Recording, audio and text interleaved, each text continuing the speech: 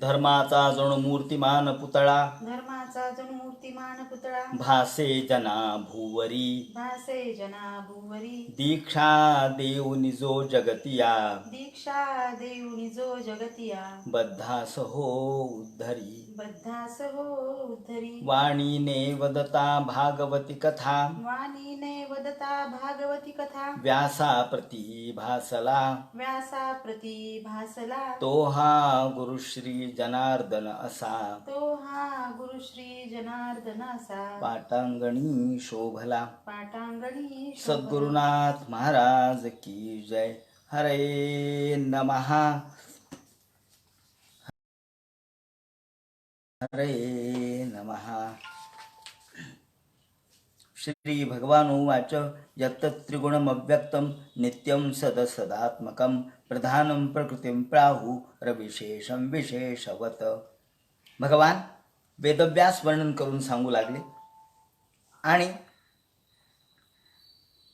सूत शौनकादिकांचा संवाद प्रारंभापासून चालू आहे.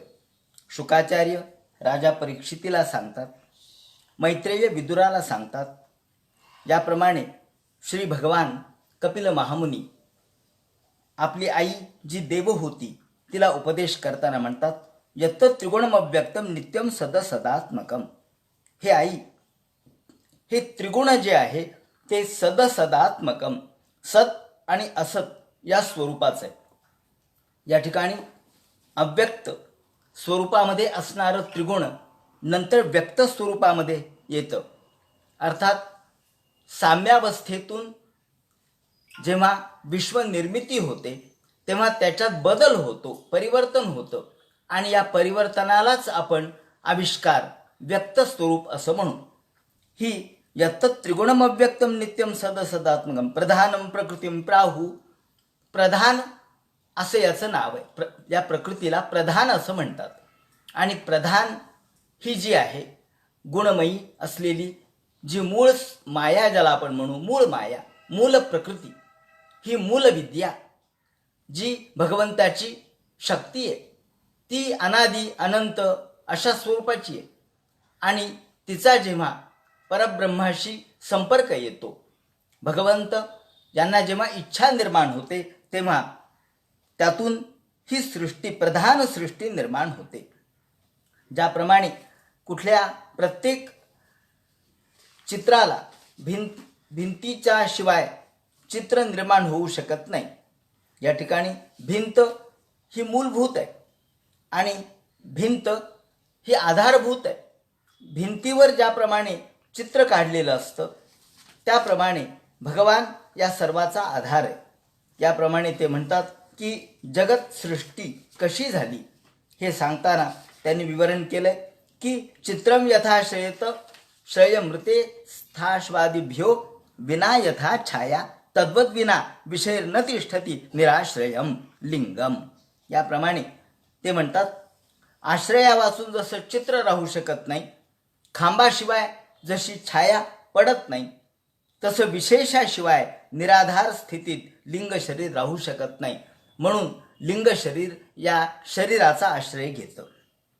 लिंग शरीर हे सूक्ष्म असलेलं शरीर स्थूल देहाच्या आधारे राहतं. त्याप्रमाणे हे विश्व स्थूल रूपामध्ये या ठिकाणी प्रगटतं आणि त्या विश्वाचा आविष्कार भगवंताच्या इच्छेनुसार होतो. यातून पंचमहाभूत, पंचज्ञानेंद्रिय, पंचकर्मेंद्रिय, त्याचप्रमाणे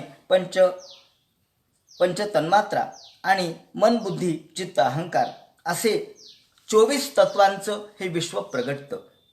याप्रमाणे हे विश्व कसं प्रगटलं तर काल या रूपाने प्रगटलं. काळामुळं विश्वामध्ये आपण काल, आज, उद्या अशा भावना करतो.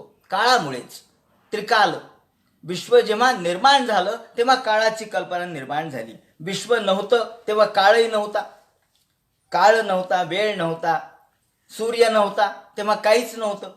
तेव्हा अशा प्रकारे मूल जो काळ आहे तो या विश्वाला कारणीभूत ठरला.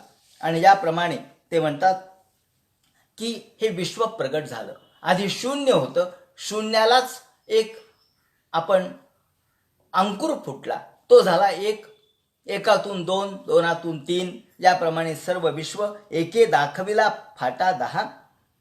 असं आपण काल बघितलं. एके दाखविले दहा, फाटा पहा पुसून. या ठिकाणी फाटा पुसल्याबरोबर ज्याप्रमाणे एकाचं शून्य होईल आणि फाटा निर्माण केला की शून्याचा एक होईल, त्याप्रमाणे हे विश्व या ठिकाणी निर्माण झालं. हे विश्व कसं निर्माण झालं हे सांगताना ते म्हणतात, अहंकार विमूढस्य सन्निवेशो मया प्रतो काल पंचविंशकाः. अहंकार विमूढस्य करतो प्रकृतिमियुषाः. अहंकारातून ही विश्व सृष्टी निर्माण झाली. हे अहंकार म्हणजेच या ठिकाणी मूल जगद अंकुर आहे. जगाचा अंकुर अहंकारातून प्रगटला. अहम ही प्रवृत्ती आहे. मी असावं असं प्रत्येकाला वाटतं. ही अहम प्रवृत्ती या ठिकाणी त्यांनी वर्णन केलंय की प्रत्येक या प्रवृत्तीमध्ये दोन स्त्री आणि पुरुष हे दोन भेद आपोआपच निर्माण झाले. कसे निर्माण झाले ते म्हणतात द्विदलाप्रमाणे. आधी एक होतं, एकाचे जे दोन झाले ते प्रकृतीच्या गुणामुळं झाले. गतीमुळं हालचाल झाली आणि प्रकृतीच्या गुणामुळं जो समानता होती किंवा एकत्व होतं ते भंग पावलं आणि त्यातून दोन अर्थात स्त्री आणि पुरुष हे प्रगटले. यामध्ये स्त्री आणि पुरुष हे एकच आहेत. एकातूनच दोन प्रगटलेत.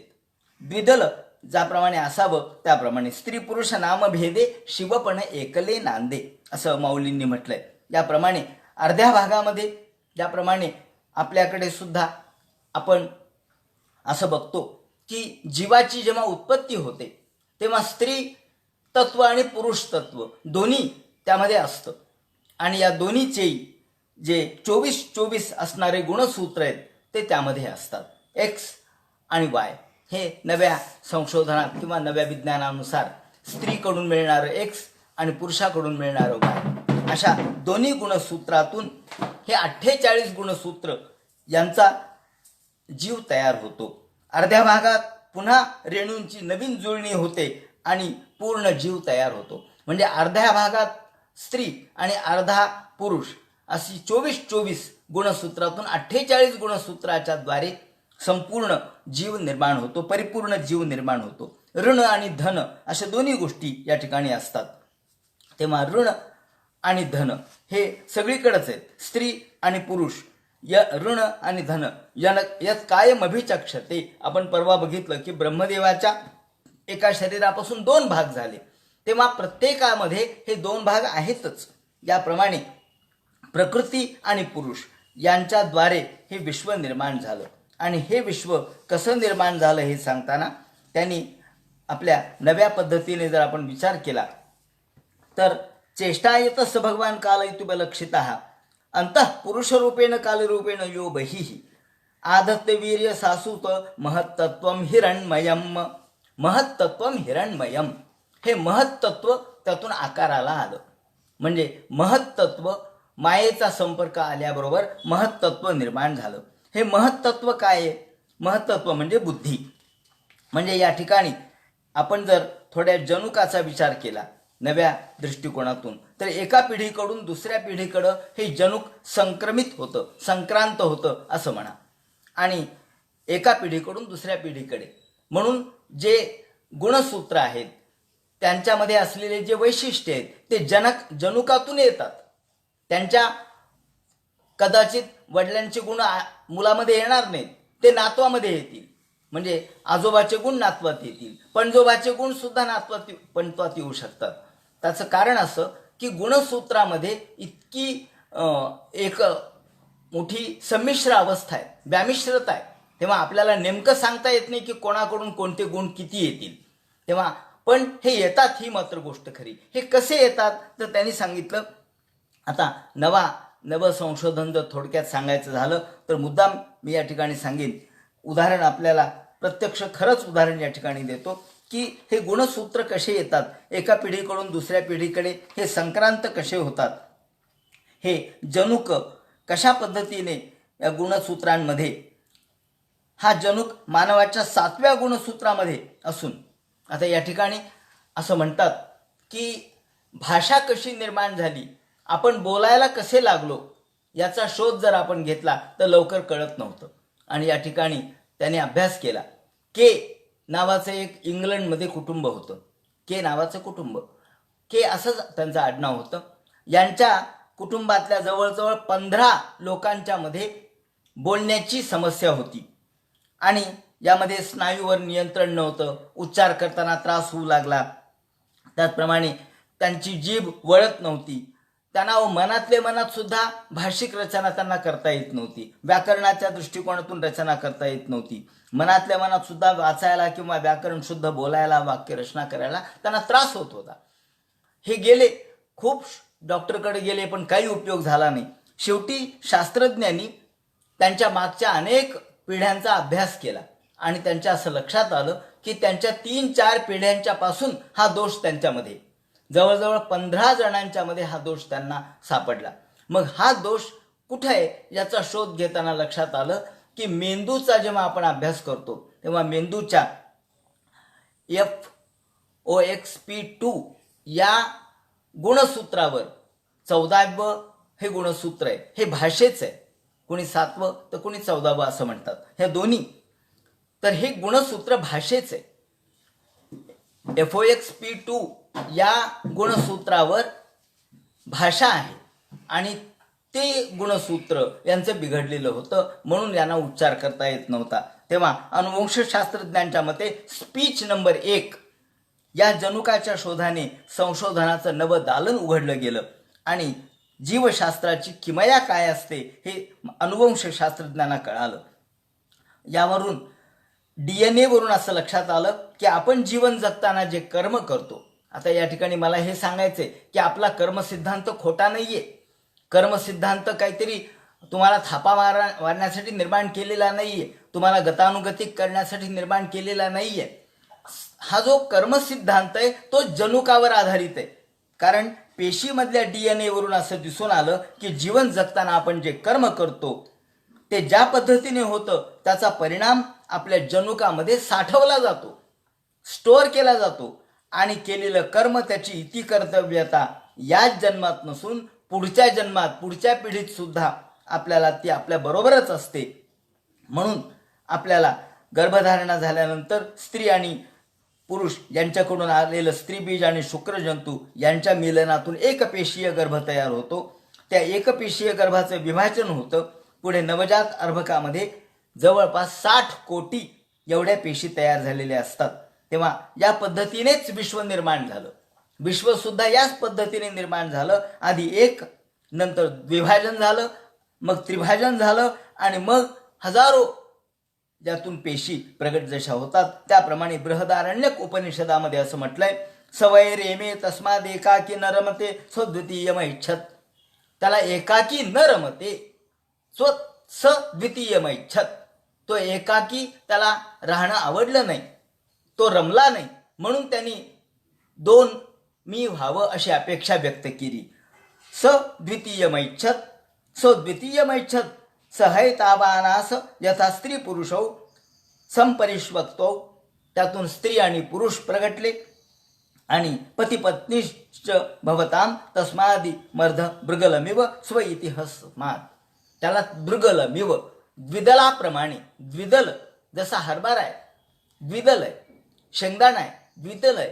तो एक शेंगदाणा आहे, परंतु त्याचे 2 भाग झाले की ते 2 झाले.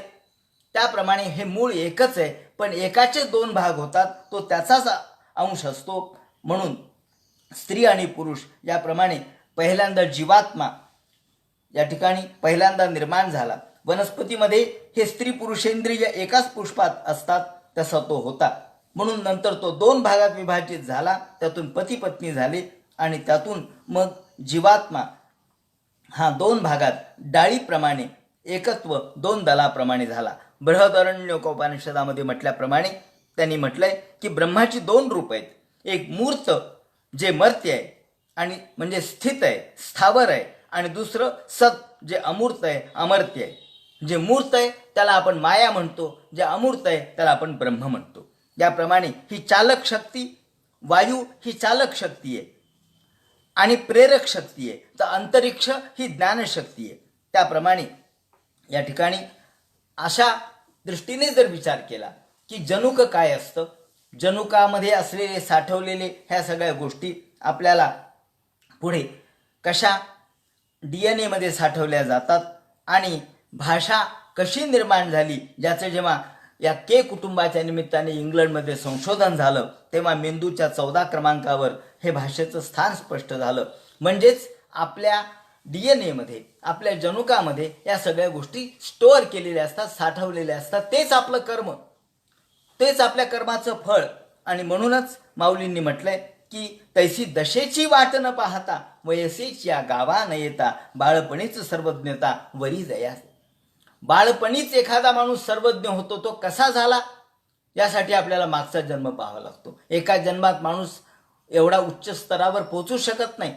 एका एवढ्या प्रचंड प्रमाणात बुद्धिमत्ता एका जन्मात निर्माण होऊ शकत नाही. तर आपल्याला पूर्वसंस्कार हे गृहीत धरावे लागतात. असो, याप्रमाणे या जनुकाचा जर आपण इतिहास पाहिला आणि क्रोमोझोमचा विचार केला तर ज्ञान हे कशा पद्धतीने त्यात अनुस्यूत आहे, पूर्वजन्म आणि पुनर्जन्म कसा आहे हे आपल्याला कळेल. विश्वरचनेप्रमाणेच रेणूचे 2 अर्धे भाग होतात, आई आणि वडील, एक्स आणि वाय. पुन्हा रेणूची नव्याने जुळणी होते, मूर्त आणि अमूर्त, इळा आणि पिंगला, ऋण आणि धन, असं 2 विश्व अशा पद्धतीने दुहेरी पद्धतीनेच आहे. ऋण आणि धन आहे. सुषुम्ना ही नाडी भाररहित आहे आणि म्हणून सुषुम्ना नाडी ही मोक्षाचं द्वार म्हटलंय, कारण ती भाररहित आहे. इळा आणि पिंगला मात्र ऋण आणि धन भारित आहेत. पॉझिटिव्ह आणि निगेटिव्ह 2 भाग एकत्र जोडलेले आहेत आणि म्हणून दोही डोळा एकी धृती असं आपण म्हणतो, दोही कानी एकी श्रुती असं आपण म्हणतो. 2 डोळे आहेत पण पाहणं एक आहे, 2 कान आहेत पण ऐकणं एक आहे. या ठिकाणी एकत्व मनुपश्यत, दक्षिणायन आणि उत्तरायण आहे. त्याचप्रमाणे प्रकृती आणि पुरुष आहे. चुंबकामध्ये सुद्धा ऋण आणि धन आहे. त्याचप्रमाणे दिशा सुद्धा त्यांनी म्हटलंय की आग्नेय पासून वायव्यापर्यंत ऋण आहेत आणि पुढे वायव्यापासून पुन्हा आग्नेयापर्यंत धन आहेत. अशा पद्धतीने ह्या दिशा आणि त्यांचे स्वामी ठरलेले आहेत. म्हणून दिशा चांगल्या आणि वाईट असं आपण म्हणतो. रक्तामध्ये सुद्धा पांढऱ्या पेशी आहेत आणि लाल पेशी आहेत. पद्मवर्णाम असं जे वर्णन देवीचं केलेलं आहे, पद्मानने पद्मवर्णाम. आता पद्मवर्णाम म्हणजेच पांढरा आणि लाल यांचं मिश्र असं, म्हणजे शिव आणि शक्ती, म्हणजेच पुरुष आणि प्रकृती. या ठिकाणी थोडासा अक्षर ब्रह्माचाही आपण विचार करू. अक्षर ब्रह्मामध्ये ओम आपण म्हणतो, त्याचा ओमचा विचार आपण नंतर करणार आहेत. पण अहम मध्ये अ जो आहे तो ब्रह्म आहे, कारण अ ला विकार नाहीये कुठलाच. अ हा पहिला शब्द आहे ब्रह्मदेवाच्या मुखातला, म्हणून अ हा ब्रह्म आहे. तेव्हा त्यामध्ये ह जेव्हा मिसळला जातो तेव्हा तिथं माया येते आणि त्याच्यामध्ये म जेव्हा मिसळला जातो व्यंजन, तेव्हा तो जीव येतो. म्हणून अहम या शब्दामध्ये जीवत्व व्यक्त झालं. अ म्हणजे ईश्वर आहे, म्हणजे परमेश्वर आहे, ब्रह्म आहे. ह म्हणजे माया आहे आणि म म्हणजे जीव आहे. याप्रमाणे ब्रह्म, माया आणि जीव यांचा आपल्याला आविष्कार अहम शब्दामध्ये दिसतो. या पद्धतीने त्यांनी म्हटलंय की पहिल्यांदा आदत्त वीर्य सासूत महत्तत्वम हिरण्मयम. हे हिरण्मय या अत्यंत हिरण्याप्रमाणे अर्थात सुवर्णाप्रमाणे भगवंतानी आपलं वीर्य त्या ठिकाणी मायेमध्ये स्थापित केलं आणि तिथून चिच्छक्ती रूप अशा प्रकारच्या आपल्या वीर्यातून त्यांनी तेजोमय असं महत्तत्व उत्पन्न केलं.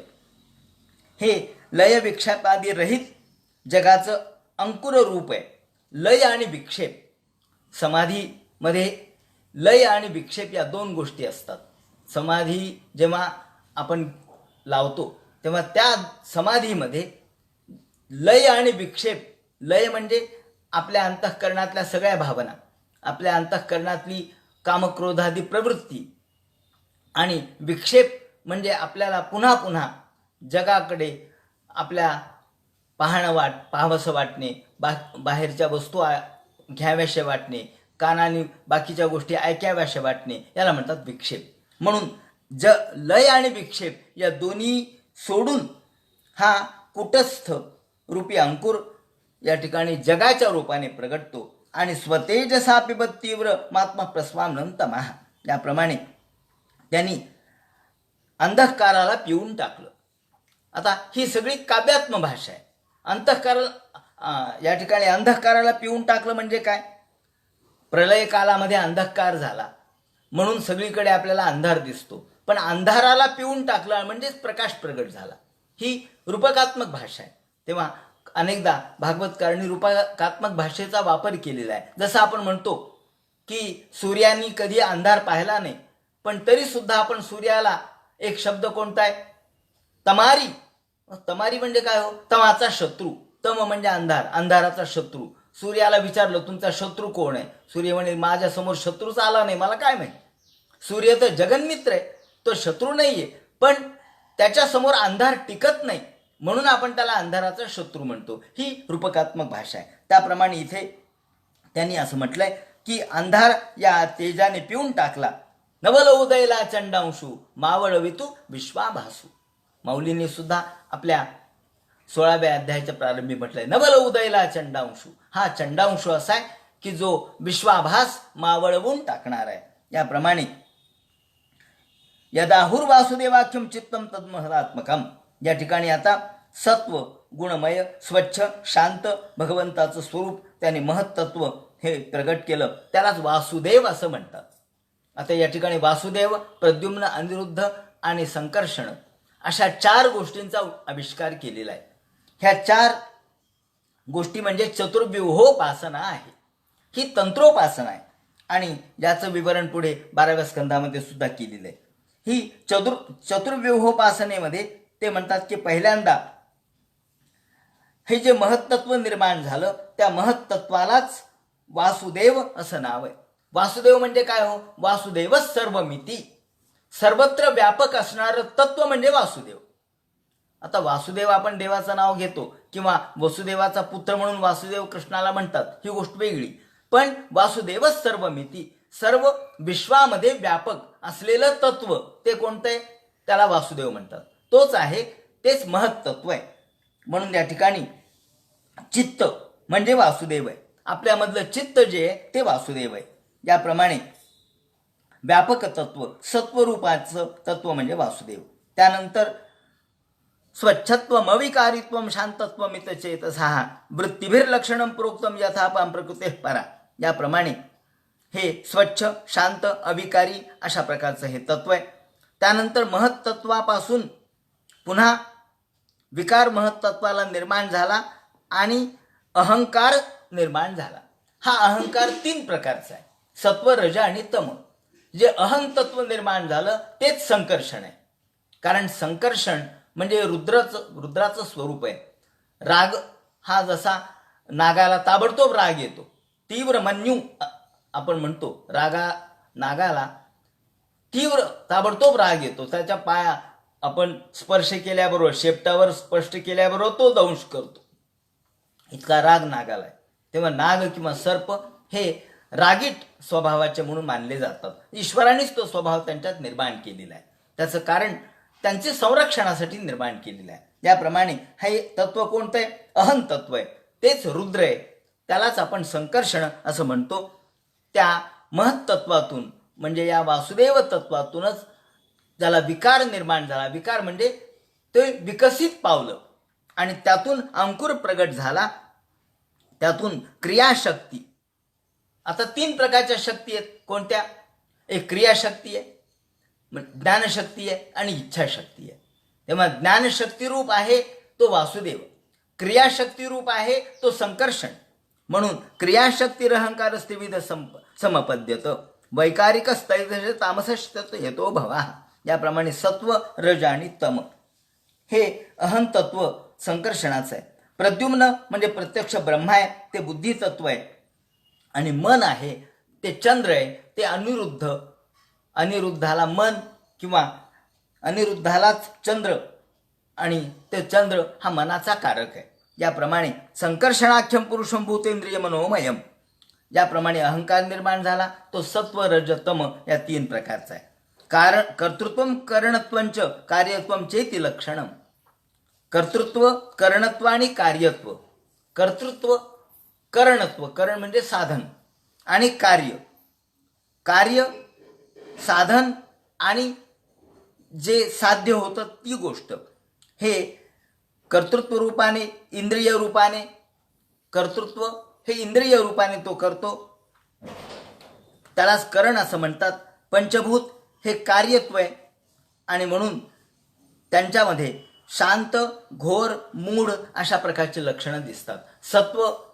सत्वगुणाचं शांत लक्षण, त्याचप्रमाणे तमो गुणाचं मूढ लक्षण आपल्याला यामध्ये दिसतं. याप्रमाणे 3 अहंकारामधून, वैकारिक अहंकारातून विकृत मन उत्पन्न झालं, म्हणजे त्यातून विकृत होऊन मन उत्पन्न झालं.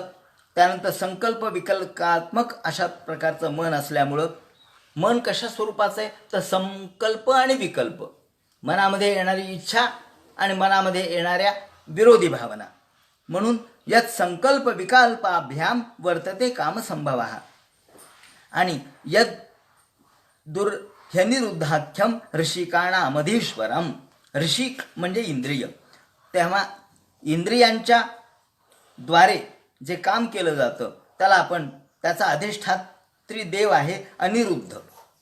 याप्रमाणे अशा प्रमाणे जे श्रेष्ठ दर्जाचे साधक आहेत ते यांची साधना करत असतात. याला चतुर्व्यूहोपासना असं आपण म्हणू.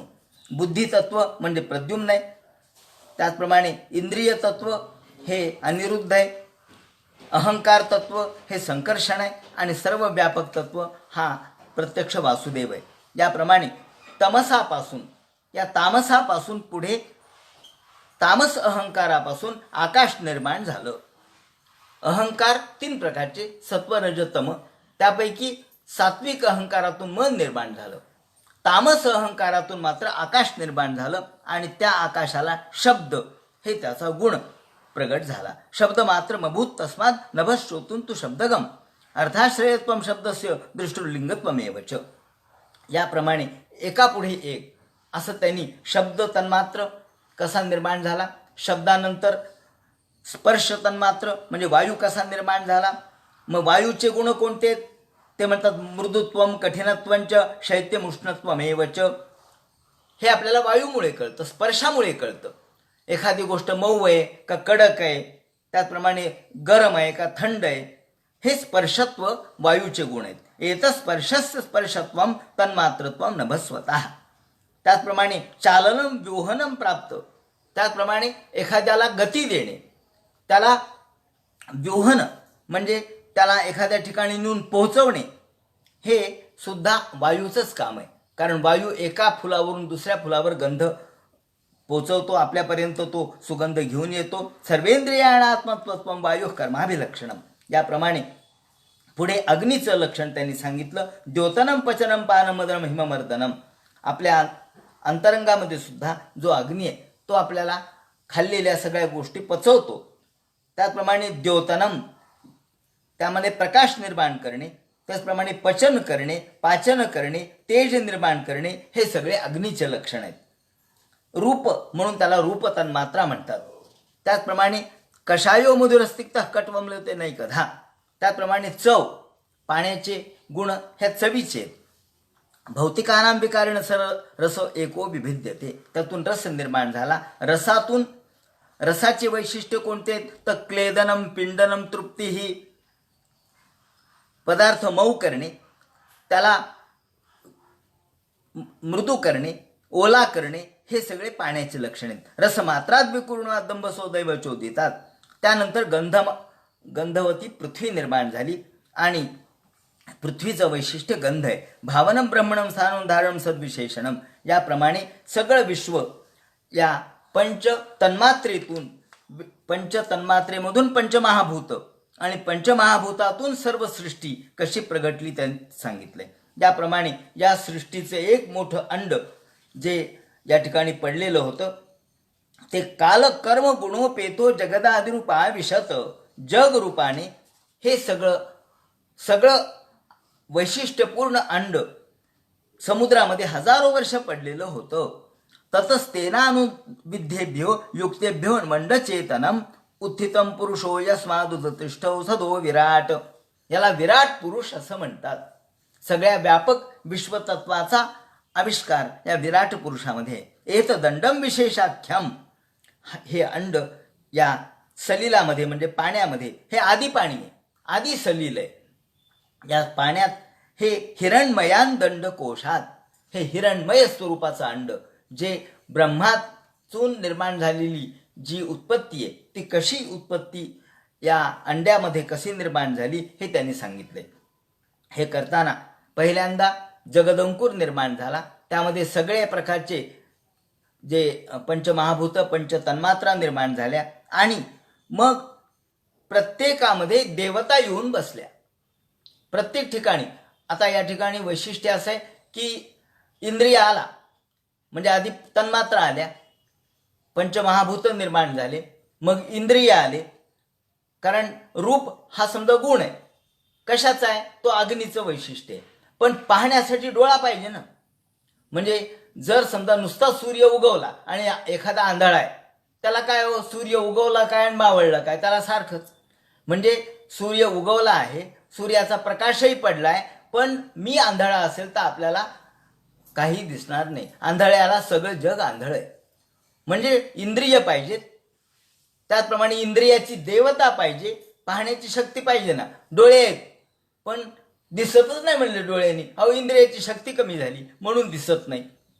इंद्रियाच्या देवता पाहिजेत. पंचमहाभूतापैकी अग्नी हा एक आहे. अग्नीचं रूप हे वैशिष्ट्य आहे, गुण आहे. गुण आला, पंचमहाभूत आलं, त्यानंतर इंद्रिय आले, इंद्रियाची देवता आली, या सगळ्या येऊन बसल्या. प्रत्येक ठिकाणी सगळे या विश्वव्यापक असणाऱ्या जगदरूपी अंड्यामध्ये, ब्रह्मांडामध्ये, याला ब्रह्मांड म्हणू आपण, ब्रह्मरूपी अंड हे सगळं या पाण्यामध्ये होतं. या पाण्यातल्या ब्रह्मांडामध्ये जगरूपी विश्वरूपी ब्रह्मांडरूपी या अंड्यात सगळ्या देवता येऊन बसल्या. म्हणजे इंद्रिय आले, पंच ज्ञानेंद्रिय आले, पंच कर्मेंद्रिय आले, त्याचप्रमाणे पंच महाभूत आले, पंच तन्मात्रा आल्या आणि त्यांच्या देवताही आल्या. पण तरी सुद्धा ते अंड काही जागं झालं नाही. तमाविश्य महादेवो बहुधा निर्विभेद खम. खम म्हणजे आकाश. आकाश, आकाशाचं तत्व काय? शब्द. शब्द गुणकम आकाशम. आकाश कशातून निर्माण झालं? आकाश निर्माण झालं अहंकारातून. कोणत्या प्रकारच्या अहंकारातून निर्माण झालं? तर तामस अहंकारातून. म्हणजे तो महादेवाचा गुण आहे. कारण तमो गुण हा महादेवाचा आहे. राग महादेवाला येतो लवकर. महादेव हा रागीट देव म्हणून मानला आणि तो तमोगुणी याच्यासाठी आहे की विश्व नष्ट करण्यासाठी त्याची गरज आहे म्हणून तमोगुणी जो महादेव आहे तो महादेव आकाश याचा मालक आहे, आकाशाचा मालक आहे तो. म्हणून त्यांनी निर्विभेद खम आकाश त्यांनी व्याप्त केलं. महादेव येऊन बसले. याप्रमाणे वाणीची देवता आली सरस्वती, ती तिथे येऊन बसली. घ्राणाची देवता आली अश्विनी कुमार, ते तिथे येऊन बसले. त्यातून वाणी निर्माण झाली. वाण्या वन्यरथो रसो नासे प्राणोतो घ्राण येतयो हो. त्याचप्रमाणे वाणीमध्ये प्रत्यक्ष वन्ही म्हणजे अग्नी, अग्नीचं स्थान आहे वाणी. आणि म्हणून आपण थोडा इकडं कमी जास्त शब्द आपला गेला की समाजामध्ये आग लागते. आग कशाची आग लागते? हो, भांडण तंडण हे आगच आहे. म्हणजे समाजामध्ये जो विरोध निर्माण होतो. नुसतं भीमानी त्यावेळेला फक्त दुर्योधनाला पडल्यानंतर म्हणला की अरे आंधळ्याचा पोरगा आंधळा. काय म्हणलं भीम? काहीच नाही म्हणलं, खरंच बोलला, आंधळ्याचा पोरगा आंधळा. पण त्यातून आग निर्माण झाली आणि त्यामध्ये सगळं कौरव नष्ट झाले. त्या आगीमध्येच सगळे जळून नष्ट झाले. सांगायचं तात्पर्य असं की वाणीमध्ये कोण आहे? अग्नी आहे. अग्निर्मे वाची श्रितः वाग हृदय हृदय मयी अहम अमृते अमृतम ब्रह्मणी. आपल्या आपण याच्यामध्ये म्हणतो न्यासामध्ये की अग्निर्मे वाची श्रितः, अग्नी हा वाणीमध्ये बसलेला आहे. आणि म्हणून आपली वाणी चालते. आपण जे बोलतो ना ते बोलतो, आपल्याला बोलता येतं म्हणून बोलत नाहीत. आपल्या वाणीमध्ये अग्नी आहे म्हणून आपण बोलतो, गरमपणा आहे म्हणून आपण बोलतो. आणि हा गरमपणा नष्ट झाला की अग्नी, जर वाणी लुळी पडली तर मृत्यूच, म्हणजे मृत्यूमध्ये वाणी लुळीच पडते. म्हणून वाणीच लुळी पडते, उलटी होते, लुळी पडते. आणि म्हणून अग्नी त्या मुखामध्ये घालावा लागतो, त्याला मुखाग्नी म्हणतात. तेव्हा अग्नीचं स्थान आहे ते. उगाच कुठेही काही नाहीये. म्हणून या ठिकाणी मुखाग्नी जो शब्द वापरला तो कारण ते की अग्नीचं स्थान मुख आहे. अग्नीचं स्थान मुख आहे. म्हणून आपण अग्नीमध्ये जेव्हा हवन करतो तेव्हा ते देवाला पोहोचतं, कारण ते देवाचं मुख आहे. कारण ते देवाचं मुख आहे म्हणून अग्नीमध्ये हवन केलं म्हणजे ईश्वरापर्यंत पोहोचतं. हे तत्व आहे त्याच्यामधलं. म्हणून वाण्या वन्यरसो नासे. वाणीमध्ये अग्नी येऊन बसला पण चेतना निर्माण झाली नाही. मग प्राणो तो घ्राण येत हो, घ्राणामध्ये प्राण येऊन बसला पण चेतना आली नाही. त्याप्रमाणे डोळ्यामध्ये सूर्यचंद्र येऊन बसले, कानामध्ये श्रोत्र येऊन बसले, दिशा येऊन बसल्या, कर्णो श्रोत्रम ततो दिशा, हा दिशा कानात येऊन बसल्या, परंतु विराट पुरुष उठला नाही. तसं औषधयश्चासन शिष्णम निर्विविध ततः. याप्रमाणे प्रत्येक इंद्रियाच्या ठिकाणी त्याच्या देवता येऊन बसल्या. गुदाच्या ठिकाणी मृत्यू येऊन बसला, त्याचप्रमाणे शिष्णाच्या ठिकाणी ब्रह्मदेव येऊन बसले. हस्तौच निर्भेद्यतां बलम ताभ्याम स्वतः स्वराट. याप्रमाणे हाताच्या ठिकाणी इंद्र येऊन बसले. त्याप्रमाणे नाडीच्या ठिकाणी नद्या येऊन बसल्या. क्षुत्पपासे ततस्तास्याम समुद्रस्त्वेतयोरभूत. याप्रमाणे मनसस चंद्रमा जातो. मनाच्या ठिकाणी चंद्रमा आले आणि बुद्धीच्या ठिकाणी प्रत्यक्ष ब्रह्मदेव येऊन बसले. ज्याप्रमाणे अहंकार हा रुद्र हा अहंकार म्हणून त्या ठिकाणी आला. चित्ताच्या ठिकाणी आला. चैत्यस्ततो भवत. त्याला चित्ताच्या ठिकाणी आला म्हणून त्याला चैत्य म्हणू लागले. कारण अभिमानी क्षेत्रज्ञ भगवान रुद्र आहेत. त्याप्रमाणे वन्निर्वाचा मुखम भेजे नोदतिष्ठ तदा विराट. अग्नी मुखाच्या ठिकाणी आला पण विराट पुरुष उठला नाही. घ्राणाच्या ठिकाणी वायू आला पण विराट पुरुष उठला नाही. त्याप्रमाणे प्रत्येक इंद्रियाच्या ठिकाणी त्यांच्या देवता आल्या खऱ्या पण विराट पुरुष उठला नाही. चित्तेन हृदयम चैत्य क्षेत्रज्ञ प्राविशत दादा. पण चित्तामध्ये जेव्हा प्रत्यक्ष क्षेत्रज्ञ याने प्रवेश केला. आता क्षेत्रज्ञ म्हणजे काय? क्षेत्राला जाणणारा म्हणजे ज्ञान. आता मला सांगा, सगळं एखादा झोपेत गेलेला, झोपेत माणूस आहे, एकदम सुप्तावस्थेत झोपलाय, गाढ झोप लागली, सगळं जागीच आहे ना. कान कानाच्या जागी, डोळे डोळ्याच्या जागी, त्यांच्या देवता आहेत, त्यांची शक्ती आहे. पण आपण आवाज दिलो, अहो चोर आलेत उठा, हा आपला निवांत झोपलेला आहे. आदल्या दिवशी खूप परिश्रम झाले, अरे उठा उठा उठा चोर आलेत, आणि मग एकदम जागा होतो. काय हो म्हणले, काय अहो किती आवाज दिले तुम्हाला, शेवटी फोन केला तर तुमचा फोन सायलेंट. काय करावं म्हणजे, अहो चोर आले होते तुमच्या घरामध्ये म्हणून आम्ही तुम्हाला आवाज दिला. हा हा हा असं आहे का? मग तो जागा झाला. जागा झाल्यानंतर त्याला सगळं दिसलं. कधी दिसलं हो? जागा झाला म्हणजे काय झालं? ज्ञान आलं.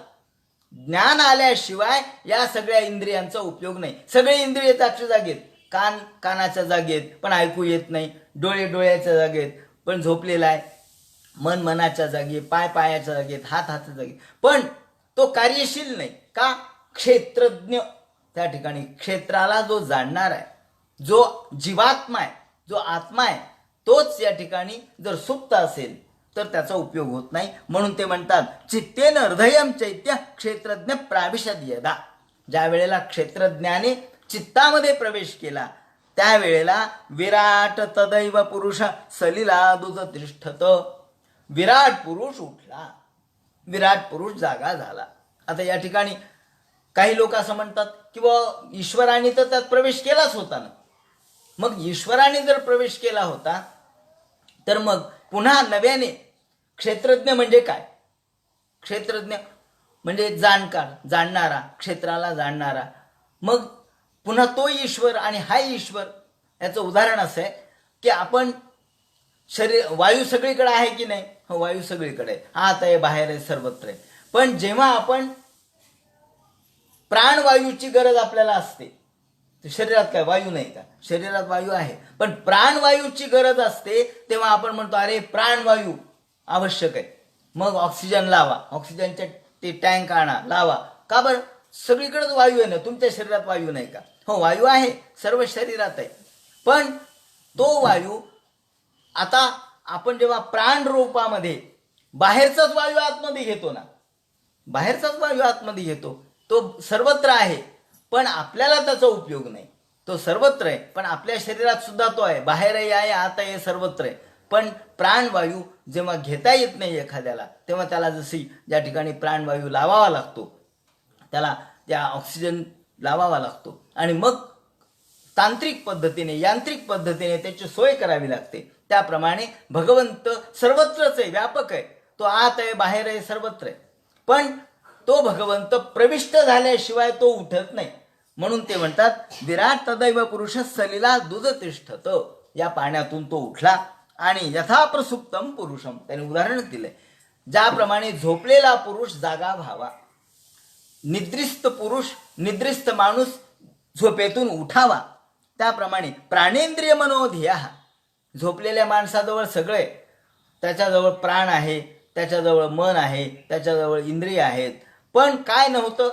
ज्ञान नव्हतं. म्हणजे कारण झोप ही निद्रित अवस्था, ही तमोगुणाचं वैशिष्ट्य आहे, अज्ञानाचं वैशिष्ट्य आहे. म्हणून अज्ञान अवस्था किंवा तमो अवस्था याच्यातून जेव्हा तो उठतो, अवस्थांतर होतं, तेव्हा तो जसा जागा होतो, यथा प्रसुप्तम पुरुषम, झोपलेला पुरुष जसा जागा व्हावा त्याप्रमाणे हा विराट पुरुष उठला आणि प्रभवंती विना येन नोथाया नोथापयितुमो जसा तमस्मिन प्रत्यगात्मानम. तमस्मिन प्रत्यगात्मानम, प्रत्यगात्मा म्हणजे प्रत्येकाच्या शरीरात असलेला ईश्वर, प्रत्येकाच्या शरीरात असलेला जीव हा ईश्वर. योग प्रवृत्तया, अंतरात्मा हा क्षेत्रज्ञ, शरीरामध्ये शरीरातल्या सगळ्या गोष्टी जाणणारा, भक्त्या विरक्त्या ज्ञानाने विविचात्मने चिंतयेत, तेव्हा हा अविकारी असणारा जो पुरुष आहे तो सर्वत्र व्यापक आहे. तो प्रत्येकात्मा म्हणून या ठिकाणी आपल्याला दिसतो आणि तो सर्वत्र व्यापक असलेला प्रत्येकात्मा शरीरामध्ये असलेला, त्याचं चिंतन आपण केलं पाहिजे. म्हणजे आपण स्वतःला जाणलं पाहिजे. त्यांचं म्हणणं असं आहे की आपण स्वतःच्या वृत्ती आपण जाणत नाहीत, स्वतःला आपण जाणत नाहीत, म्हणून या ठिकाणी सर्व अज्ञान अवस्था आपल्याला निर्माण होते. म्हणून एखाद्या झोपलेला पुरुष जसा जागा व्हावा त्याप्रमाणे हा विराट पुरुष प्रगट झाला.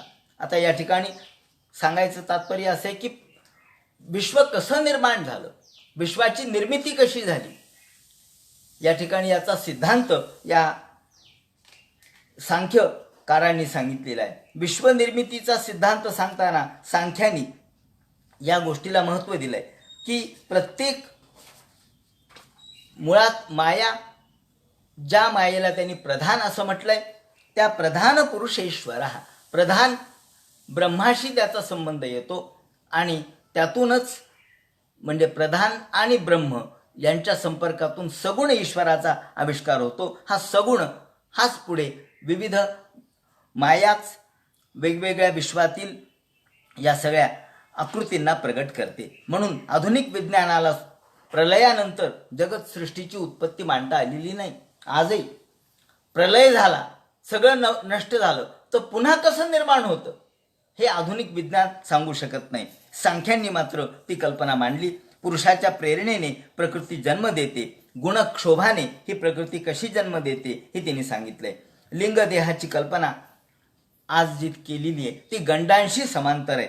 जे गंड, मनोगंड सांगितलेले आहेत, ती मनोगंडाची कल्पना आपल्याला लिंगदेहाशी जोडता येते. आणि रज हा याला जोडणारा दुवा आहे. सत्व रज तम हे परस्पर विरोधी आहेत, परंतु रज हा त्याला जोडणारा दुवा आहे. याप्रमाणे ते म्हणतात की असतापासून सत निर्माण होणार नाही, म्हणून कथमसत सत जायते. असतापासून सत कसं निर्माण होईल? सतापासूनच सत निर्माण होतं. म्हणजे ज्या ठिकाणी असत काहीच नाही, अशातून काहीच निर्माण होणार नाही. म्हणून काहीतरी आहे हे गृहीत धरावं लागतं. नासतो विद्यते भावो, असत हा भाव असू शकत नाही. म्हणून जीव किती शास्त्र पुढे गेलं तरी नवीन जीव त्यांना प्रयोगशाळेत निर्माण करता येणार नाही. त्याप्रमाणे का निर्माण करता येणार नाही तर हे सगळं ईश्वरीय कार्य आहे. गुणविकासवाद त्याने सांगितला. जगात नवीन असं काहीच नाही. येथे प्रदीपकल्प हा परस्पर विलक्षण गुणविशेषा. त्या ठिकाणी गुणविकासवाद आधुनिक वैज्ञानिकांनी 92 मूलद्रव्य मानले. सांख्यांनी परिणामवाद सांगितला. आणि मुख्य 3 गुण आणि 3 गुणातून सर्व विश्व कसं निर्माण होतं हे सांख्य मांडतात. याप्रमाणे सांख्यांच्या मूळ तत्वज्ञानामध्ये हे सेश्वर सांख्य आहे. तर सांख्यानी जो पुरुष गृहीत धरलाय तो पुरुष निर्गुण, अकर्ता, सचेतन, साक्षी, भोगता पण करता नाही. तो भोगताय आणि सुखदुःख भोगतो आणि म्हणूनच संसारात अडकतो. तो करता मात्र नाही. गुरुत्वाकर्षणाचा जसा परिणाम आपल्यावर होतो, सूर्याचा परिणाम आपल्यावर होतो, पण आपल्याला त्याची जाणीव होत नाही. हे कार्य घडवणं हे जसं हे प्रकृतीचं कार्य आहे. प्रकृती सुद्धा गुणातीत आहे. ती गुणरूप आहे, ती अनादी आहे, अव्यक्त आहे. त्याचप्रमाणे प्रसवधर्मी आहे आणि पुरुष मात्र अप्रसवधर्मी आहे. तो असाधारण आहे, तो त्रिगुणातीत आहे. पुरुषाला कैवल्य ज्ञान देण्यासाठी प्रकृती आहे. पुरुष ह्या दुःखामध्ये अडकतो. दुःखात का अडकतो याचं कारण याचा भोगता मी आहे. सुखदुःखात्मक याची जाणीव मला होते असं त्याला वाटतं आणि म्हणून तो यात अडकतो. लिंगदेहाला तो मी समजतो. या ठिकाणी लिंगदेह म्हणजे मी हे अज्ञान आहे. वास्तविक लिंगदेह कशाचा बनलाय? हा 17 किंवा 18 पदार्थाचा बनलेला आहे. तो लिंगदेह म्हणजे मी नाही. या लिंगदेह पूर्णपणे नष्ट होणे म्हणजे मुक्ती आहे आणि विवेक ज्ञानाशिवाय हा लिंगदेह नष्ट होऊ शकत नाही. पुरुष बंधनात नाहीये. तो मुक्त होण्याचा या ठिकाणी प्रयत्न त्यांनी केला पाहिजे. हा सगळा प्रकृतीचा खेळ आहे. तस्मा न बध्यते धा न मुच्यते नापी संसरती किंचित. तो संसारामध्ये फिरत राहतो. संसरती बध्यते मुच्यते च. तो संसारात अडकतो, फिरतो. जसं कुंभाराचं चाक पूर्वीच्या गतीप्रमाणे फिरत राहतं. कुंभाराने चाक फिरवलं म्हणजे जसं ते चाक त्याला गती न देताही फिरत राहतं, तसं पुरुषाचं शरीर कैवल्य प्राप्तीनंतरही फिरत राहतं असं त्यांनी म्हटलंय. तमोगुणाच्या आवरणामुळे आणि बुद्धीच्या संसर्गाने सत्वगुणाच्या उत्कर्षापासून तो दूर होतो. सत्वगुणापासून तो दूर होतो आवरणामुळे, संसर्गामुळे.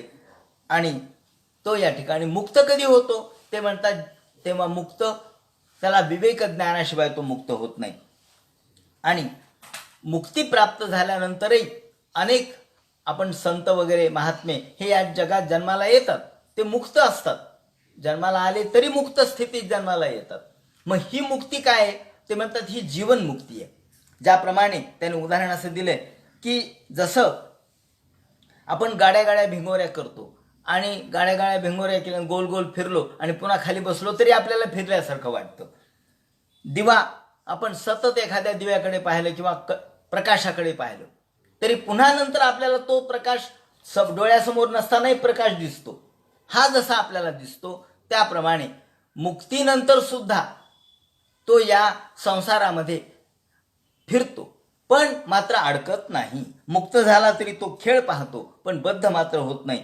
बालपणीच्या मातीच्या चित्राशी जसं आपण मोठेपणी त्याने खेळावं त्याप्रमाणे तो खेळतो. त्यात सुखही नाही दुःखही नाही. बालपणच्या वस्तू तो पाहतो आणि म्हणतो याच्याशी मी खेळत होतो, पण आता तुला काय वाटतं त्याच्यात? काहीच नाही, सुखही नाही दुःखही नाही. कारण तो बालपणचा खेळ आहे. आता तो मोडला बैल तरी त्याचं काही वाटत नाही, पण बालपणी मात्र दुःख झालं असतं. पण मोठेपणी नाही, आता काय त्याचं दुःख वाटायचे? शेवटी आपल्याला त्या सुखदुःखाच्या पलीकडे आपण गेलेलो असतो. जसं बालपणीच्या वस्तूकडे आपण तटस्थपणाने पाहतो तसा मुक्त पुरुष या संसाराकडे तटस्थपणाने पाहतो. म्हणून ते म्हणतात तस्मा न बध्यते धा न मुच्यते नापी संसरती क्वचित. त्याप्रमाणे हा सांख्यांचा पुरुष कसा आहे हे या ठिकाणी सांगितलं. ते म्हणतात की हा पुरुष तस्मात विपर्यायात सा सिद्धम साक्षित्वमस्य पुरुषस्य कैवल्यम माध्यस्थम दृष्टत्वम कर्तृत्वम भावाच्च. आत्यंतिक दुःख निवृत्ती म्हणजे मोक्ष. लिंगदेह म्हणजे मी हे अज्ञान आणि त्यातून विवेकाची प्राप्ती त्याला होते आणि माया त्याला यातून मुक्त करण्यासाठी मदत करते. माया नृत्य करते असं वर्णन त्यांनी केलेलं आहे. आणि ही नृत्य करत करत करत त्याला या सुखदुःखाचं भान देते.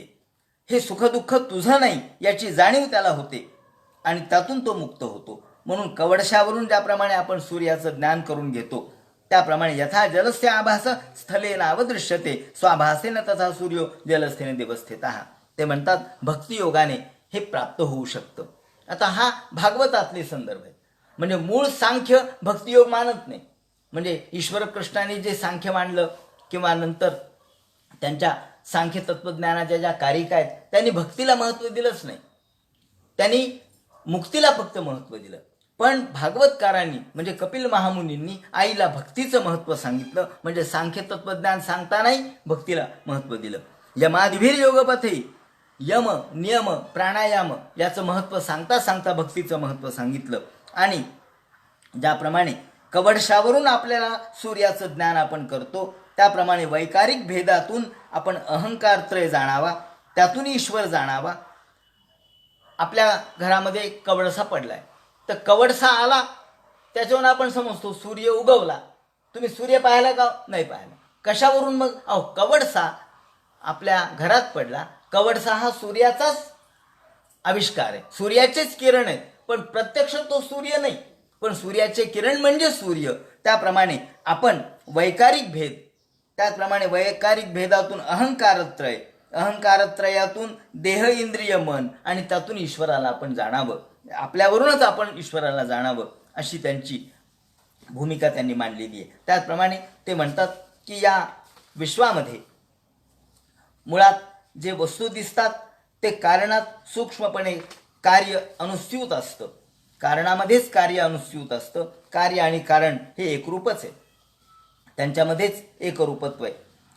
प्रकृती ही लिंग शरीराला मुक्त करण्यासाठी या ठिकाणी कार्य करते. नृत्यंती ते व क्षणांगणगत काल स्वभावादिभीर, काल आणि स्वभाव याच्याद्वारे ही या ठिकाणी नृत्य करते. संसार बंधन म्हणजे प्रकृतीचं नृत्य आहे अशी कल्पना केलेली आहे. हे संसार म्हणजे प्रकृतीचं नृत्य आहे. प्रकृतीचा हा विलास आहे, प्रकृतीचा हा आविष्कार आहे, लास्य आहे. लास्य म्हणजे तिचे केलेले हावभाव आहेत. म्हणून संसार बंधन हे प्रकृतीचा विलास आहे. आणि म्हणून तर माऊलींनी सुद्धा हा चैतन्याचा आविष्कार आहे असं म्हटलं, हा लीला विलास आहे असं म्हटलं, हा चैतन्य विलास आहे, चिद विलास आहे असं म्हटलं. नृत्य का करते तर पुरुषाला वेगळेपणाचे म्हणजे आपण वेगळे आहोत याचं ज्ञान व्हावं, विवेकाचं ज्ञान व्हावं म्हणून ती नृत्य करते. तिचं नृत्य थांबणं म्हणजे मोक्ष, आणि हा मोक्ष म्हणजे लिंगदेहाची मुक्ती म्हणजे मोक्ष, लिंगदेहातून झालेली सुटका म्हणजे मोक्ष. याप्रमाणे ते म्हणतात प्रकृतीस्थोपी पुरुषो नाट्यते प्रकृतिर्गुणैहि अविकारद कर्तृत्वात् निर्गुणत्वा जलार्कवत. वास्तविक पुरुषाचा याच्याशी काही संबंध नाही. सूर्याचा ज्याप्रमाणे पाण्याशी काही संबंध नाही. पाण्यामध्ये सूर्याचं प्रतिबिंब पडलं म्हणून पाणी थंड आहे म्हणून काही सूर्य थंड नाही झाला, पाणी हललं म्हणून सूर्य हलला नाही. पण आपण प्रकृतीच्या बरोबर कार्य करतो किंवा प्रकृतीशी इतके एकरूप होतो की प्रकृती म्हणजेच मी आहे असं आपण समजतो. सूर्य आणि सूर्याचं प्रतिबिंब भिन्न आहे, पण तरी आपण आपलं प्रकृतीशी असलेलं तादात्म्य आपण गृहीत धरतो. तादात्म्य या ठिकाणी मूळ मुद्दा तादात्म्याचाच आहे.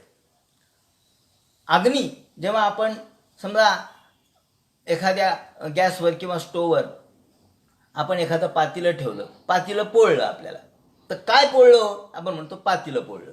प्रत्यक्षात पातेलं पोळलेलंच नसतं, पातेल्यात शिरलेला अग्नी पोळलेला असतो.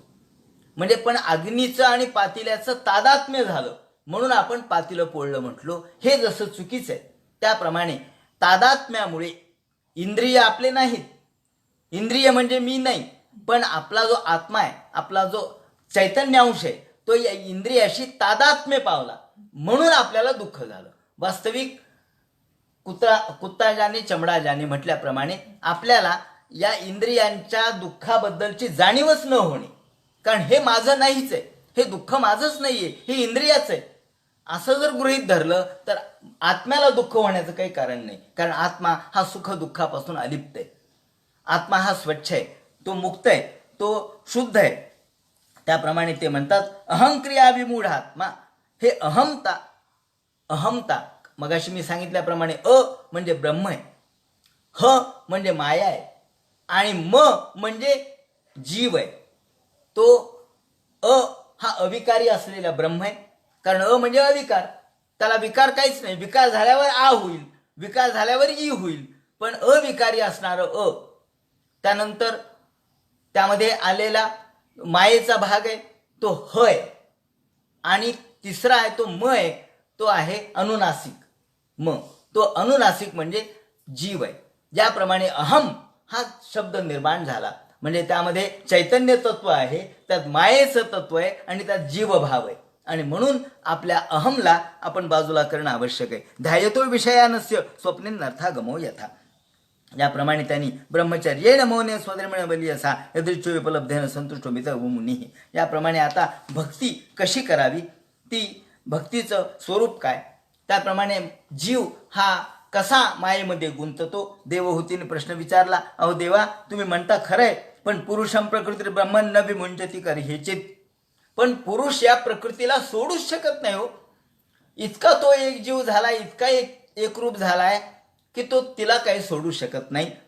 जसं एखादा आपण पदार्थ करतो, त्या पदार्थात साखर घालतो, मग त्या साखरेची गोडी त्या पदार्थाला लागते, मग आपण तो पदार्थ गोड आहे म्हणतो. मग तो पदार्थ साखरेपासून त्या गोडीपासून अलिप्त होईल का? नाही होणार. मग ते म्हणतात पुरुषम प्रकृती ब्रह्मन. तसं प्रकृती आणि पुरुष इतकं एकात्म झालंय की आता ते न विमुंचती करी हे चित, ते त्यापासून कधी मुक्त होऊ शकत नाही. अन्योन्यापाश्रयत्वाच नित्यत्वादनयो प्रभो. त्यांचा अन्योन्यापाश्रय, अन्योन्यापाश्रय म्हणजे एकावर दुसरा अवलंबून आहे. अन्योन्य अपाश्रय, दोघंही एकमेकावर अवलंबून आहेत. हा त्याच्यावर अवलंबून आहे आणि तो याच्यावर अवलंबून आहे. म्हणून त्या ठिकाणी अंधपंगू न्याय या ठिकाणी सांगितलाय. जर आंधळा आणि पांगळा यांची जोडी जर असेल तर दोघंही एकमेकावर अवलंबून आहेत.